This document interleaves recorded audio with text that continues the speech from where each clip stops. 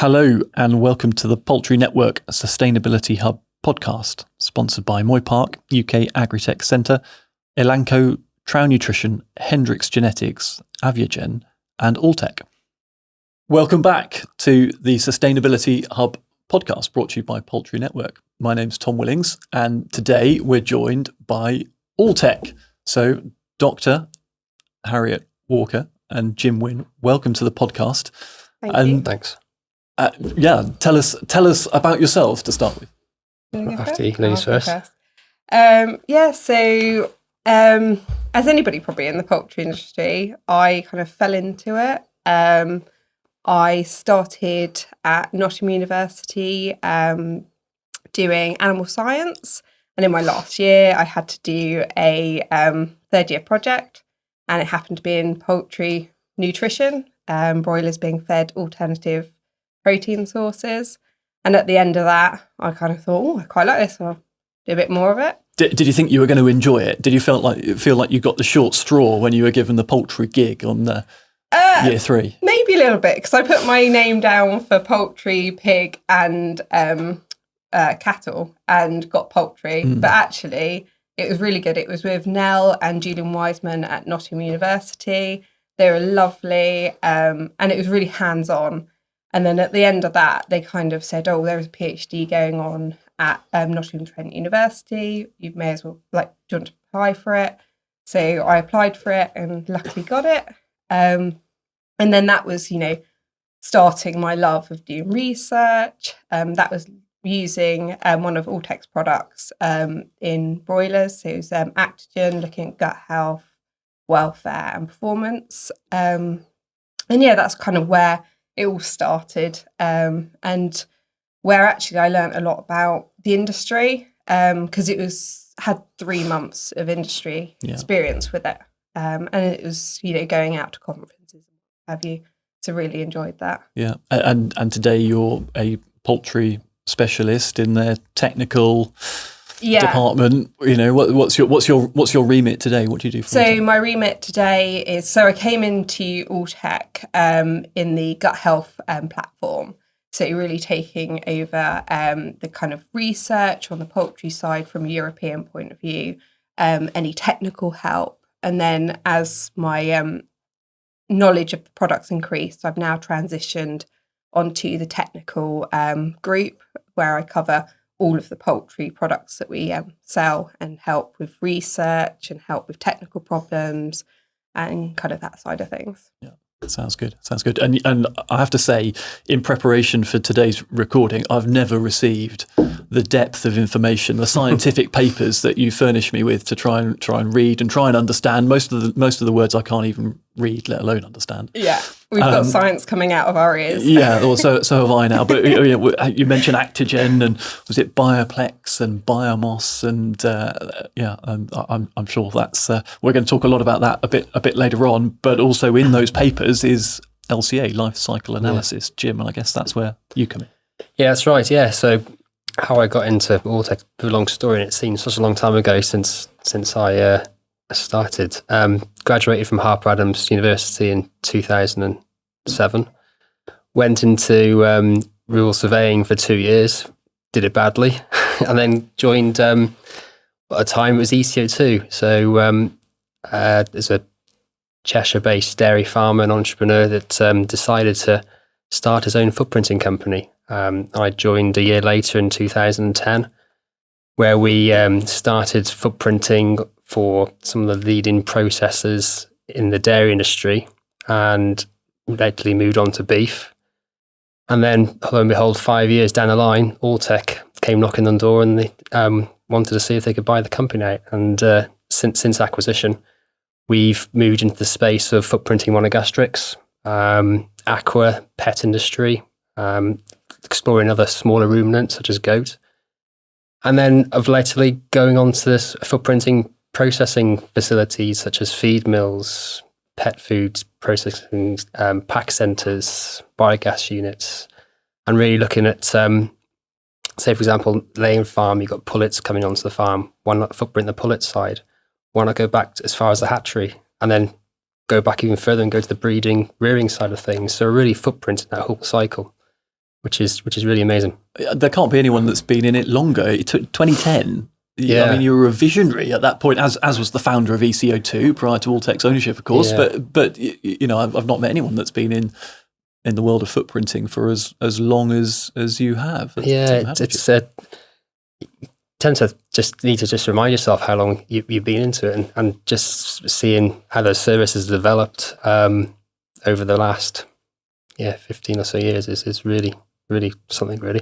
But it all goes down to the people that work with you as well. We've got a fantastic team at Stanford. We've gone from just having someone or a couple of people that do everything, from modelling to reporting to answering the phone calls, etc. Now we've got a designated team that will focus on key account relationships. We'll look after the models. We've got 2 or 3 guys in the office that do a fantastic job at making the models are certified the Carbon Trust annually, which is no mean feat, and it's getting harder. We've got a team that actually are responsible for visualization of data. So, what maybe look great looking from a farmer's point of view, we've got to do like a lovely 8-sided report, but we're also getting our results now on Power BIs that maybe a retailer or a packer can then look at a multitude of farmers, see who's doing the best, see what the top 10% are telling us, see what the bottom 10% are not doing in some instances, and how they can be supported more. And then we've got the business support team that would just prop up the whole running of the operation as well. So it's a big team effort. A big team effort done by so few, actually. So there's 15 full-time employees at Alltech ECO2, and they do an awful lot, to be honest. Yeah, good. So a great shout out to your colleagues. How much interaction is there between Alltech on the product and the science? Because Alltech's an enormous business. I have to say, before you sent me the aforementioned information that you did, I didn't appreciate just how great the reach was of Alltech. So how much do you actually see of one another, if not specifically, but as departments in such a big organisation? Yeah, quite a lot, really. So most projects that I work on or conversations I have with customers, it kind of starts with that efficiency and improving performance, but then it will lead into the sustainability side of things. And so that's when we'll call on ECO2. And I'm just doing a trial at the moment where we were doing low and high soya. So ECO2 come and look at the diets and map them for us, and then we'll look at the performance side. So it kind of, and it's kind of every conversation that Alltech really has, it is always looking around that sustainability as well as the performance side. They go kind of hand in hand. I want to ask you, just from a very, very plain point of view, what's it like to work for the business? Can I be honest? Some people say it's a bit culty. I love it, because I've worked, obviously, originally when I was doing my PhD, I got a lot of involvement in Alltech and understanding the industry. And it is a family; it's family run. It's got nice sort of quirky things about it. Really good at throwing events, and also really good at that science side, which obviously draws me to it. And passionate about our products and the information that we put out there and trying to help people. You mentioned it's a family-run private business, and before acquisition, we had a smaller family-run business, but you can see some definite similarities, albeit we've gone from a small group of 10 people to Alltech has now got 5,000 plus employees, operating in customers in 140 plus countries, 85 manufacturing facilities across the globe. So it's a fair operation. Yeah. And I think for me, if I've got a question, whether it be in poultry or if it be in a different topic, because there's so many of us, we can ask and we've got those answers. Or if we haven't done the research, I can go to America or somewhere else in Europe to see if they've got the information to help our customers. So really, it feels like you can go to anybody within Alltech and ask for help. Fantastic. Teams is definitely a way forward of hosting millions. Pre-COVID, you probably would have second thoughts about jumping on a plane and having customer or internal meetings. Now everyone's so much more reachable, aren't they? Yeah, 100%. What's the Planet of Plenty? Can I ask that? What's the? Tell me about the vision. So it started really when Dr. Pierce Lyons started the company, he started with the ACE concept, which is animal, consumer and environment.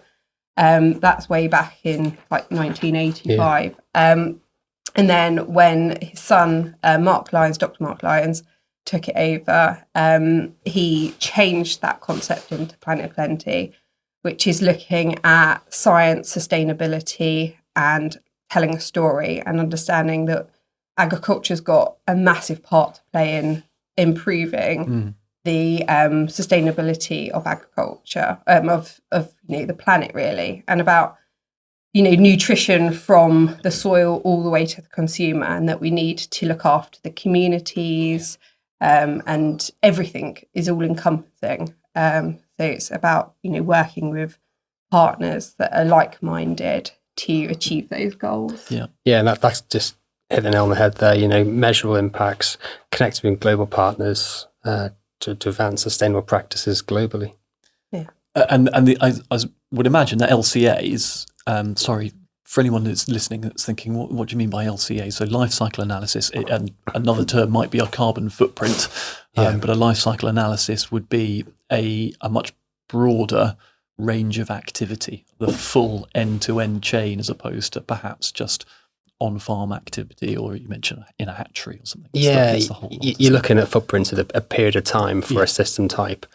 And that system type can be expanded or shrunk as the more detail you want to gather. So, but the footprinting, the emissions reporting or recording of that, the measurement through carbon dioxide equivalent, as it would be expressed, would be a really useful foil to productivity or health measures, and the two would knit perfectly, wouldn't it? It's like another string to the bow. This is why our products are beneficial from an animal and also from an environmental point of view. It's an excellent way of holistically measuring someone's business profitability, really.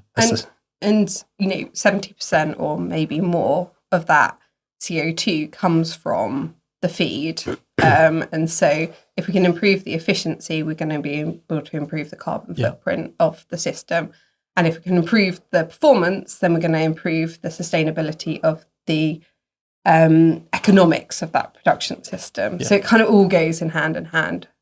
Yeah. And that's the basis of what you've sent me, isn't it? Of these reports. And the word meta-analysis. I mean, just teach me or teach everybody. What is a meta-analysis? Well, because we've got so much data, so many scientific trials behind our products, we were like, well, it would be nice to pull them all together and got a whole conclusion from that wealth of data.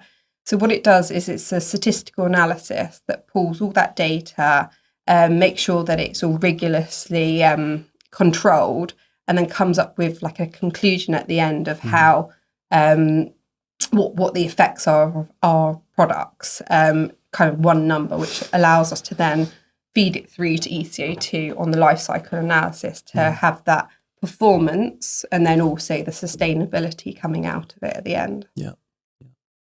So you sent me 3 such meta-analyses. We've done it for all of our products, but I thought I'd only send you those ones. Thank you. I don't know how many hundreds of pages of scientific studies I've now read, but if I maybe I should ask you to distill the findings of the reports. I'll have a go if you want, but go on. You summarise what they say. I suppose the conclusion from actually all of them is that we can improve performance, and that's through improving gut health or the availability of the nutrition, so the minerals within the diet.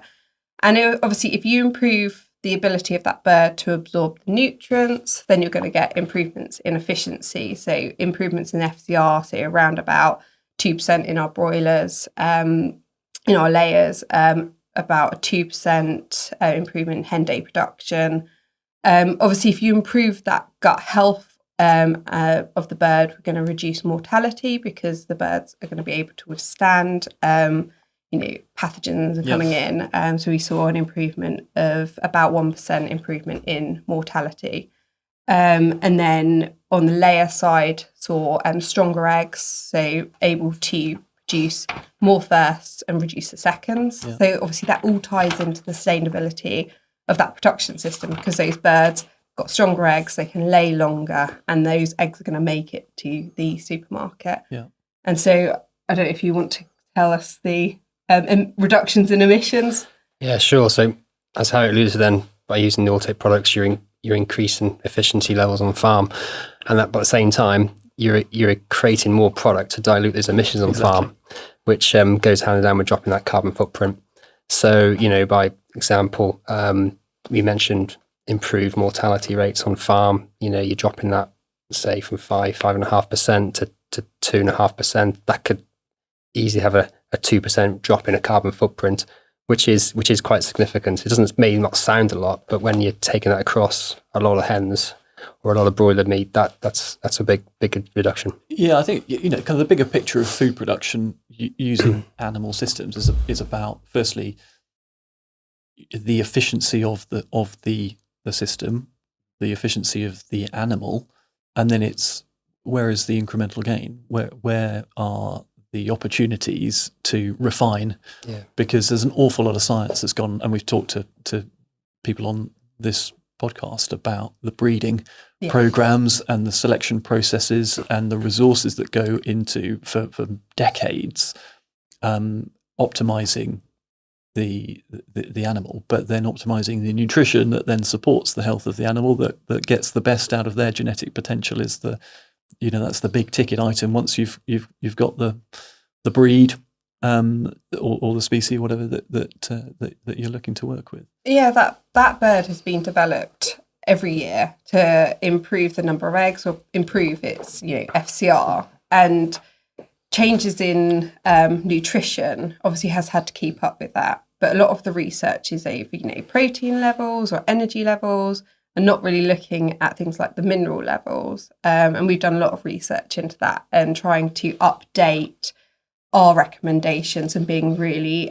comfortable with that. But a lot of these mineral levels that we say to feed those birds were old data back in 1950s, 60s. So I think kind of trying to keep up with that bird to make sure that it's maintaining itself to get to that 100 weeks or get good performance and get there. We should spend a little bit of time just talking about each of the three different products. So you've sent me Actigen from a broiler 2 products point of view. So go back. 2 products. Yeah. So I've got Biomos and Bioplex. Well, yeah. So Biomos is an older product. Right. So Actigen is our second generation Biomos. You can tell the non-scientist in this conversation who didn't understand the brief, didn't understand what he was sent. Yeah. Okay. So we're looking at roughly a 2% improvement on FCR as a result of using Actigen in broilers, and then on Bioplex in layers about a 2% improvement on eggs per bird. Yeah. Which sounds, I get that the meta-analyses take account of an awful lot of scientific community data and research, and the process of distilling that into non-duplicated, directly relevant studies means that it's a huge amount of work that's being represented. But still, at 2% feels quite a margin. You could believe, or you could understand someone saying, actually, is that statistically significant? When I read those papers, what is absolutely leaps off the page at me is the mortality benefit from using these things. Yeah. I think the lowest reported mortality gain was about 12.5% above base, and the greatest, I think, 46% above base. These are enormous strides in improving livability, which, as Jim was saying a moment ago, that's got to lead to more output, which, if you're then dividing the same amount of emissions over a greater base of output, is going to have a net effect of reducing your per kilogram measure of environmental impact. I guess my question in all of that is, why isn't everybody using it? I suppose it's thinking about cost and having that confidence. We've got the confidence in it. We've got the science behind it, and that. So I think the meta-analysis has about a 20% reduction in mortality. So that's going from 5 to 4%. Yeah. In actual terms, and it doesn't sound massive, but when you times that up to the number of birds that you're going to put it on, that is a massive change of going from 5 to 4. And it depends. You might say it might not sound massive. I think it depends where you are in the value chain. If you've got one shed, one producer with one farm, okay, it might not sound massive. But if you've got multiple farms, or you're an integrator, or you're a processor, or you're even a retailer, and you're interested in finding those incremental gains, for whether it's from a sustainability point of view, or it's a cost of production point of view, because those two things are intrinsically linked, or it's a welfare angle, that gain is huge. And if it reduces the use of antibiotics, obviously that's a massive thing as well, improving the ability of that bird to cope with any, stresses that might be put on it from, feed changes or lighting change or what have you. I suppose the reason why we do have, a lot of customers using it, European, global wide, but that trying to explain, it comes at a cost, and you have to convince people that it works. And I think this is, why we've done the meta-analysis to show. And that 2.5% reduction by using Bioplex to the CO2, just to put it in some sort of context across maybe 1 million hens, you're talking 1,000 tons of CO2. But why is that? But we're able to put that in some sort of context that the consumer or the farmer or the retailer can put a perception on that number, and we've calculated to be about 680 cars off the road, or 700, powering 700 houses with electric for 12 months, which is quite a lot when you scale it down to that. But if I think the easiest way to communicate it to a producer or to a farmer is just in cost profitability per bird or profitability. If you're increasing your output by 2% over the life of the flock, then you're going to be somewhere in the realms of 8-10 eggs, depending on how what breed you're using and for how long the life cycle is. But I think the best way of convincing a farmer is to show him what it's worth in pounds, shillings, and pence. So if you're talking about a 2% improvement in yield, let's say that equates to something in the region of 8 to 10 eggs. Take 8 eggs. Well, £1.50 a dozen. 8 eggs is worth £1. So if I've got 64,000 hens, and you're offering me £32,000 improvement on a flock, I mean, how much is this stuff costing to include in the diet? There's got to be a big benefit. Yeah, there's a large margin there. So your break even is a lot lower than that 8 eggs, and so there's that margin that customers can feel comfortable putting it in and seeing what happens, because they're gonna get that break even and potentially a lot more. So there's definitely a payback in using this stuff at a farm level, but that's not the only opportunity for a producer to improve, a laying hen producer, an egg producer, to improve their returns. More and more farmers these days are taking their birds on a much longer cycle, whether it's brown or white, actually. How are Alltech supporting that? So if you can get the nutrition of that bird correct, I mean that bird has everything it needs to produce that 1 egg a day, and make sure that eggshell strength is really strong, it means that bird will be able to continue laying for longer and be more sustainable, because we know that obviously that dilutes the inputs that you put in earlier. Yeah, that's right. You extend that laying period, you create laying more eggs, therefore you've got more eggs to dilute the carbon emissions on farm. You mentioned white v brown. We're seeing more and more conversations and more and more scenario modelling for some of our European laying farms that we partner up with. By making that switch for the breed, you can be up to reducing your carbon footprint by 13%, which is quite huge. You got that longer laying period, you got that reduced mortality, and that was the extreme level at 13%. But just goes to show it's. But the white's a lighter bird, isn't it? With a smaller appetite, so it's actually got fewer raw materials going in the front end, and persistence in lay for over a much longer period of time. You're spreading the embedded emissions of the bird, arriving on the farm over a much greater output. Yeah, I mean, not only that as well, we're finding some slight differences in the pullet rearing stages as well of the embedded emissions coming to layer farms. They're getting to that weight a bit more efficiently with less feed as well. Yeah. What sort of differences are you seeing? Yeah, they're getting to that sort of optimum weight a bit easier, using slightly less feed ingredients, and the mortality seems to be a bit more improved. We're seeing 0.1% of reduction in CO2, but that's quite significant when the pullets coming onto a layer farm carry about anything between 6 and 7% or 8% of the emissions coming into layer farm. It's back to that incremental gain, Absolutely, isn't it? It's like they all add up. We're big believers, like, don't change one thing 100%. Look at 100 things and maybe improve them by 1%. And that's why we go into so much detail around the pullets, the hatcheries, the crops that are going into the feed mills, and the feed mill emissions to create a ton of crumb, a ton of mash, or a ton of pellets. Yeah, and is this where mineral usage? Because one of the papers that you sent talks about the bioavailability of organic trace minerals, and is that another differentiator in the product mix that you're offering? Is that another incremental gain of making sure that shell strength is better for longer, meaning that not only are there more eggs, but there are more first quality eggs reaching market? Yeah, so one of the services that we have is actually going and breaking customers' eggs to see how strong they are. I've been on farm while someone did that, actually. It was a natty tool, trying to get one for the packing centre. Yeah, it's really, really good. And that gives us a way of measuring, if we put product in, how that is changing the strength of that egg, and how it will, feed through to a longer life. So the whole concept by our Bioplexes and Cellplex is that they're more bioavailable. They don't have those negative interactions that inorganics have.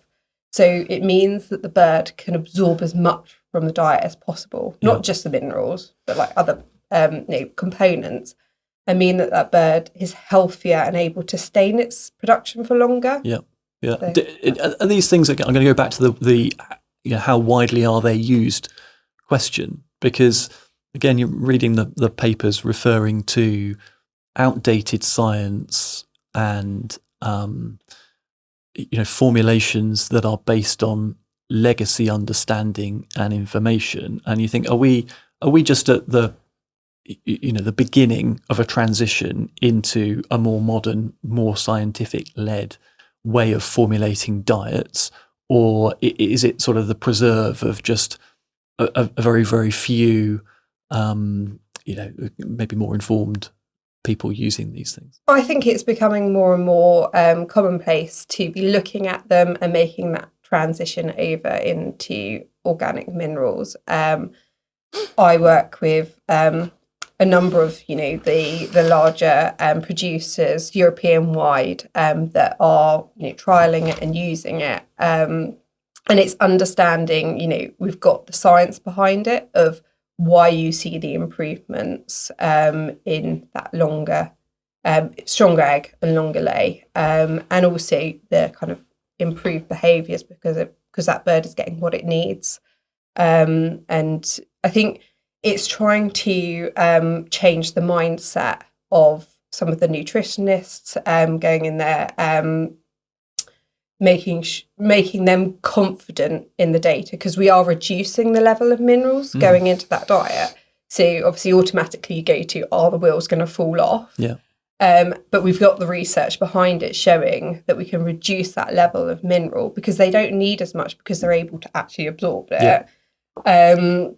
Are there problems with, sorry to interrupt, are there problems with actually overfeeding the inorganic equivalent minerals? Yeah, because there's the negative interactions that go along with those inorganic minerals. They don't all get absorbed, they're lower bioavailability, so actually they get excreted out on the back end, and they also interact with things like the enzymes, so like the phytases, the xylanases, the proteinases, the vitamins you put in there, the antioxidants. So you're putting all this stuff into your premix, and because you've got these negative interactions, it's actually not getting to the bird. Not all of it's getting to the bird. It's going straight through. Yeah. Does that cause a problem then with the manure? Is there another benefit in here that actually, if we're doing things differently, we've got a less potent or potentially less damaging manure that's then Yeah, so out in the environment? we're seeing lower levels of the minerals we're adding, but also things like phosphorus. We're getting lower levels of phosphorus in the excreta, improved nitrogen excretion, so lower levels of those minerals. Any stats on that? Yeah. So we've got in one of the papers improvements in try to remember off the top of my head, sorry, but it's something like 20% reduction in some of these minerals, and nitrogen phosphorus reduction by 5%. So big levels. So reducing the amount being put out the back end. Well, with regulation or determination in courts around poultry manure being classed as a waste, anything that help mitigate the potential impact of that has got to be leapt on as an opportunity to diminish harm. And thinking about we're spreading manure over the land near watercourses, it's all about reducing that leaching as well. So if we can reduce the amount that's going in the manure, it's going to be reducing the amount going into those watercourses. So that's obviously a very hot topic as well at the moment. Yeah. How many of these things are very geographic or geographically specific, i.e., we are, perhaps with the Swiss or maybe the American market, quite consumer focused, consumer led. We are, forever trying to balance the environmental and animal welfare concerns with the intensity required to feed every mouth and the future demand that's growing as well. Whereas perhaps other countries it's just a fundamental need for food at any cost.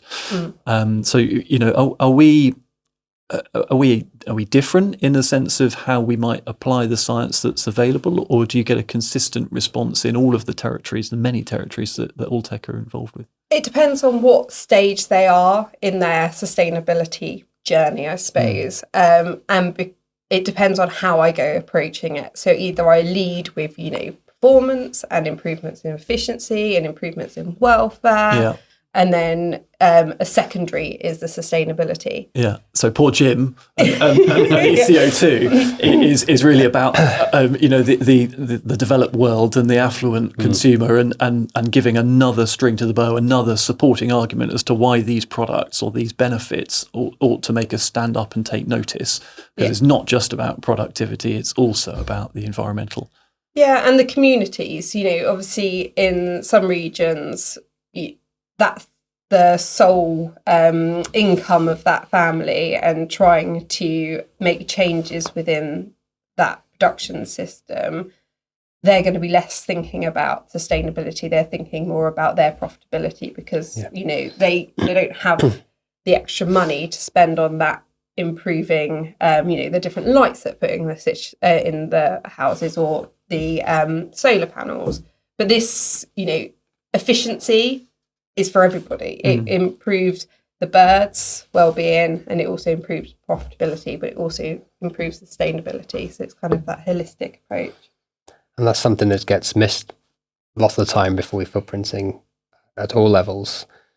It's you mentioned solar panels and wind turbine and electric. Electric and fuel. It's a very, very tiny part of that carbon footprint on any farm, no matter what system, what species type. So it really is focusing on those big wins, looking at feed, looking at the health and mortality rates, the longer laying periods, if you can get to them to really drive that sustainability message home. Talks about the fine print of ECO2 and a footprint. Feed is a massive part of every monogastric footprint completed, and soy, particularly soy from South America, with the burden of land use change, really drives the final result, arguably more than productivity. Yeah. How do ECO2 sort of break down the different elements of soy, of land use change, the different sustainability credentials of the raw material? Good question, Tom. So when we're assessing feed, we're looking at the cultivation and delivery of that raw material. We're looking at the processing energy it takes to convert it into a compound, mash, crumb, whatever. And then we're looking at the land use change, as you just mentioned, but also the post-production transport. As we know, soya coming from South America would come with a high land use change burden compared to soy potentially grown in the US or Canada. Just from a carbon footprinting perspective, if we're comparing a soya that's got a level of sustainability from a book and claim level, which is containing the most land use change, compare that to something that's grown in North America, you're potentially talking like a 30% drop in the carbon footprint, which is pretty severe. Yeah. But obviously, it's the availability of that soya, the cost of that soya, that there really isn't that incentive yet to make that switch to that full identity preserved soya in the UK yet. Even now, we talk about footprinting, we talk about soy. The two are intrinsically linked, and obviously I should put my egg-base hat on and to do a bit of footprinting through my work at Eggbase. And the origin of soy is what brings about the end result in kilograms of carbon equivalent per kilogram of output, broilers or eggs. Where do we go if we're not using soy? How do we get away from soy? What are the alternatives? Where do you see the alternative protein world going for our market? But I guess that's a question to both of you, really. Yeah. In terms of ingredients, right? We're not totally replacing it, but maybe looking into other alternative proteins such as sunflower, beans, or peas that you can transition into your diets. We've seen reduction in CO2 equivalent when that's been introduced. And some of our scenario work we've been doing in Europe. But you, Harriet, recently been doing some trials with broilers. Yeah. So, kind of moving forwards, if we can, we'll try and do a low soya option on the trial. So we'll do a standard diet and then a low soya. So the trial that we've just actually completed in broilers added 6.5% peas, beans, lupins and sunflowers of each of them. So reducing that level of soya considerably. And what does that get the soy down to then? Sort of 12s or? I wouldn't know off the top of my head. Sorry, I haven't got it in. No, sorry. It doesn't pop into my head. Yeah, but it is a lot lower. And ECO2 Jim did the calculations to see the reduction in carbon footprint from those diets. And then, can you remember the numbers to that? Yeah, well, roughly. So we were working at the global Wynn potential of those. I think it was 4 or 5 broiler diets that we did. And it, say, for example, it dropped the broiler diets by reducing that soya bean from, say, 1,050 kilograms of CO2 per ton down to, I think it was 900, 910, depending on what stage we're feeding at. Yeah. So quite a drop, a good 10%. And so we looked at the performance coming from that, and there was a reduction, an increase in the FCR, but it wasn't significant. And then when you looked at the difference of feeding our gut health supplement and our minerals, it actually brought those levels. So you saw the high soya diet with an organic diet, inorganic minerals, performing the same as the low soya diet with our organic minerals and our gut health. So there is ways of improving the bird's ability to digest and absorb those nutrients to then still have the performance of that high soya diet. So it's really, and that's going to be presented at PSA in America. PSA? Yes. So some of the what does PSA stand for? Sorry, it's the poultry conference over in America. I can't remember. Can you remember? Is it Poultry Science Association or something like that? Poultry Science. Poultry Science, yeah. So in America, so that it'll be published later this year as well. So just really nice data showing improvements there. And then where next? If we've got these 2 products, well, I said 3, but it's 2. Yeah. What's the next sort of breakthrough in science that's going to help? The poultry industry, or maybe the farming industry, if we go beyond just poultry, breakthrough and deliver for that growing demand for protein? I suppose it's another area that I think about a breakthrough is maybe antibiotic usage. Obviously, I know in the UK we've got the antibiotic ban, so you can't feed it as a growth promoter, but there is still antibiotics being used in our poultry, and so trying to get that down as low as possible, not not give antibiotics at all. And back to the earlier point, that must be a huge potential win in other countries where antibiotics are still routinely given on a prophylactic basis as a growth promoter. Yeah. If your products can replace that using, And we've got some really nice new research that shows that our gut health supplement can actually reduce antibiotic resistance. So if you do need to use those antibiotics, it makes those antibiotics work better. So hopefully you won't have to use as much, and also rehabilitates that bird's gut so that then it's likely to get back to performance better. Yeah. So you kind of get that, trying to reduce the antibiotic. It's like a win-win-win circle all the way around. Improve gut health, improve absorption, improve strength and vigour in the bird, exclude the ease of access for pathogens, reduce mortality, increase output, which reduces emissions on a yield measure basis, and round we go. And improve food safety, because obviously it's a food, isn't it, coming into our diets, and so if we can reduce the pathogens that are within that bird, amazing, less likely to improve that food safety, and also that antibiotic resistance is a huge thing for human health as well. So if we can reduce the levels of antibiotics used, it's kind of a win for everybody. Yeah, I have to say, in my years in poultry, I never really knew very much about Alltech, and it's been a fascinating, past few weeks learning a bit more about your team and meeting you, obviously, but reading the papers, seeing all of the science behind the products, and I'm very grateful for the opportunity to learn more. It sounds like a fascinating and very enjoyable place to work. Can I ask, who are your customers generally? Are they farmers, or are they feed mills, or are they processors, integrators, packers? Do you get involved with retail? And again, from a carbon point of view, I can imagine it's a different audience to a feed additive point of view. Do you go first, or from a carbon point of view? Go on, Jim. You go first. Yeah. So from a carbon point of view, we're working with farmers, we're working with retailers, and we're working with the middle processors and packers. So it really, really is across the supply chain. Broad church. Definitely, yeah.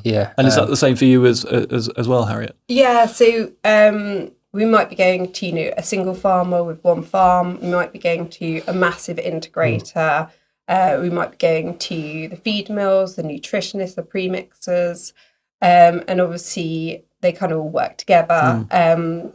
And I suppose we've got, because we've got 5,000 team members within Alltech, we have lots of different specialities within it. So whether it be, soil health or plant health, we've got someone that can help with that. And then, from my point of view, the technical help on the poultry side, and then the sustainability side, and also the marketing side. So we can kind of cross the board with, where we can help and help our customers tell their story, really. Yeah, because I could see that there's from a maybe a retail end or a consumer end, there's product differentiation. There are selling points that can be created by incorporating this stuff, and then you come right back down to grassroots level, and there's the simple productivity and health improvements that stem from that, or rather health improvements that then lead to productivity gain. We've definitely seen a shift in the last couple of years of, primarily starting off with it's retail-led, processor-led, but now we're having quite a few inquiries. This is not just in the UK, but in Europe and internationally as well. Farmers requesting a footprint. They see there's some real value in it, but also when they're looking to try and expand their businesses, if they're looking to borrow money, then looking to borrow green loans, there's preferential rates for borrowing money. It definitely is, and we've certainly seen an increase on wanting to understand their footprint so they can talk to their lender about it. Yeah. It's part and parcel of demonstrating to a market or demonstrating, as you mentioned, to a lender in the near future. Yeah, they want to know that their business on the journey. Business they're lending money to is going to be sustainable. It's going to be there for the long term. It's another way of measuring or benchmarking the profitability of a farm. Yeah. So another 15 years there at ECO2, Jim? I'll definitely be grey and a bit more bolder by then. You both look like you're having an enormous fun time in Alltech. You're off to the Turkey conference just down the road, so no wonder you look so pleased to be here.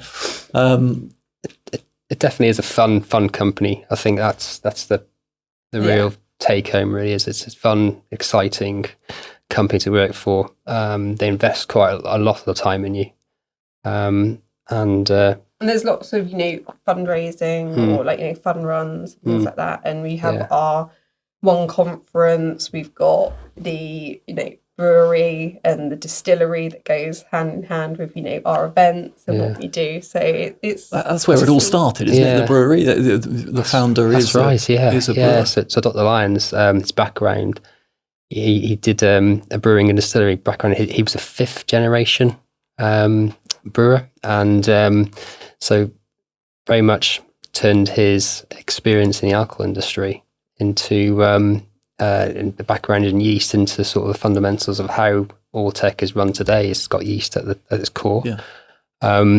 We do have our own brewing and distillery division in Kentucky, but there's an interesting story. He converted in 2017 opened a St. James's church, which converted into a distillery, which is really, you've been there of late, haven't you? So it was a disused church that had been used for other companies that have been using it as a base, and it was disused. So they brought it and put a distillery in there, and they've got a massive glass spire that they changed the colour of it to, when it was the Jubilee, it was red, white and blue, and then on St. Patrick's Day it'll be green. And we went there and we do tours around it and whiskey tasting, which is very nice. Fantastic. But it's Dr. Piers Lyons had a PhD in yeast fermentation, so brewer's yeast, and so that's kind of like the heart of the company, where a lot of the products come from. I've just got this sort of church spire in bright Alltech orange in my mind's eye. It probably has been at some point. I'd imagine it was glowing green yesterday at St. Patrick's Day. Exactly. Yeah, exactly. So it's very much kind of a family run business that have kind of got different hands in different enterprises. And you mentioned fundraising and charity work the company does as well. So the ACE Foundation that we all look to try and raise money for every year. Within the Alltech House this year, we're doing 25 challenges or 25 new skills. So everyone is got the opportunity to teach one of their colleagues a new skill. I think one of my colleagues was teaching people how to verse horse trailers last week, and the juggling we've done, and knitting and debreasting pheasants actually is another one. It's a diverse skill set, isn't it, for every walk of life? Yeah, so everyone learning that new skill will donate whatever they can, and it goes towards raising funds for some of the local community in Stamford, which is something that we don't really hear much about in the we don't talk about it that much, but we probably should. Yeah.